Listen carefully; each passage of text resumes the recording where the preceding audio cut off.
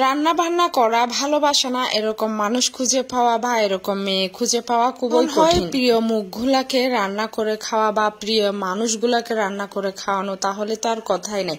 মেয়েদের রান্না বান্নায় যদি হলুদ মরিচ মশলা এগুলা খুব ভালো না পড়ে, তাহলে তো রান্নার আর কোনো কিছুই থাকে না। তো চলুন আমি করতে খেয়ে নে মরিচ মশলা রান্না বান্নায় ইউজ করি।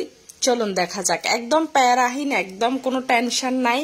এই যে ধোয়া মোছা, তারপরে শুকানো, তারপরে হচ্ছে গুঁড়া করা, অনেক ঝামেলা। এর থেকে বাঁচার জন্যই কিন্তু আমি আজকে কয়েক বছর ধরে এইভাবেই কিন্তু একদম রেডিমেড, যেটা হচ্ছে আপনি দেখেই তারপরে হচ্ছে একদম ধুয়ে মুছে তারপর শুকিয়ে গুঁড়া করেই দেয়। কেউ কেউ কিন্তু ওখানে দাঁড়িয়ে থেকে সামনে থেকে একদম গুঁড়া করে নেয়। তো এটা সবাই কম বেশি আমরা চিনি। যারা চট্টগ্রামের তারা তো মেজবানি মশলার জন্য তাদেরকে আরো আলাদাভাবেই চিনে। চট্টগ্রামের ঐতিহ্যবাহী একটা হচ্ছে মেজবান। তো মেজবানি মশলাগুলা কিন্তু এখান থেকে নিয়েই বেশিরভাগ ইউজ করা হয়, আর আমি নিজেও কিন্তু এখান থেকে এনে খাই। আর মেজবানি মশলা বলতে যেটা তারা মিক্স করে আর কি, মিক্সার একদম বানায়, সেটা কিন্তু আপনি মুরগি গরু সব কিছুতেই কিন্তু দিতে পারবেন। আর মাছের যে মশলাটা তারা আলাদা করেই দেয়, ওটা আমাদেরকে বলেও দেও তারা আলাদা করে নেওয়ার জন্য।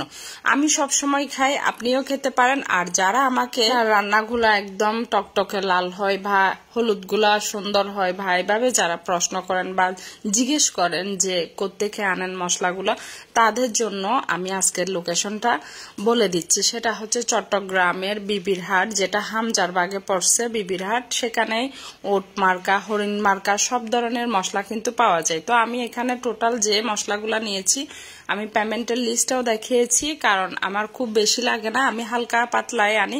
শেষ হলে আবার যাব নিয়ে আসবো, যেহেতু সিটির ভিতরেই আছে। সাথে বেশি করে নিয়ে নিলে না তখন দেখা যাবে দলা পেকে যাবে। কারণ হচ্ছে আপনি হালকা পাতলা এনে এনে খান, কোনো সমস্যা নাই, বেশি আনার প্রয়োজন নাই, কারণ এগুলো দলা পেকে যাবে, শুকাইতে হবে, কাজটা লম্বা হয়ে যাবে। আমি তাই অল্প অল্পই আনি। আর হালকা পাতলা একটু ভাজারও করলাম। সত্যি কথা বলতে আমি কখনোই রান্না পছন্দ করি না, কখনোই রান্না করতে ভালোবাসি না।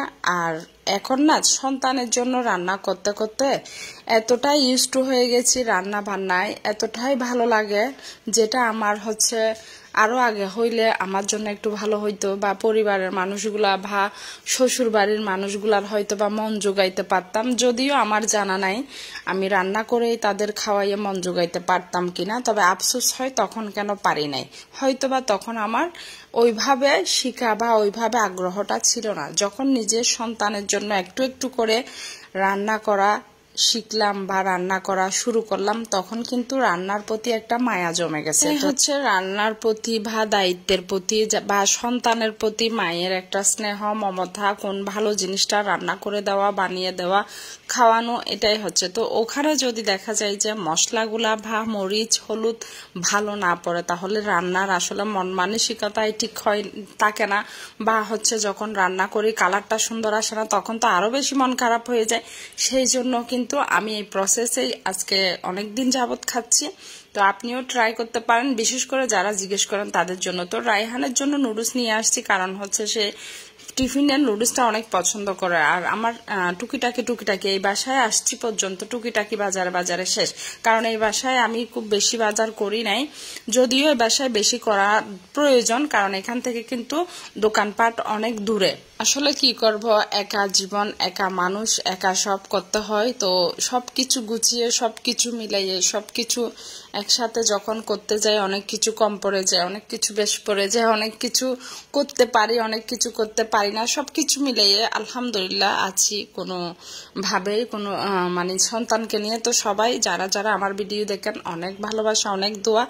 আর আমি অসুস্থ, সবাই আমার জন্য দোয়া করবেন। আমি অ্যাক্টিভ হতে পারতেছি না আপনাদের সাথে, একটা ভিডিও বানাবো ওরকমের মধ্যে দেখি আবার অসুস্থ হয়ে যায়, আবার ভিডিও বানাইতে এসে আবার অসুস্থ হয়ে যায়। তো যাই হোক, সবার প্রতি আবারও অনেক ভালোবাসা, অনেক দোয়া। একদম টসটসে যেই ক্ষীরাগুলো আনছি খুবই তিতা পড়ছিল, খেতে পারি নাই। আর হচ্ছে বাকি বাজারগুলা তো দেখলে নেই, এভাবে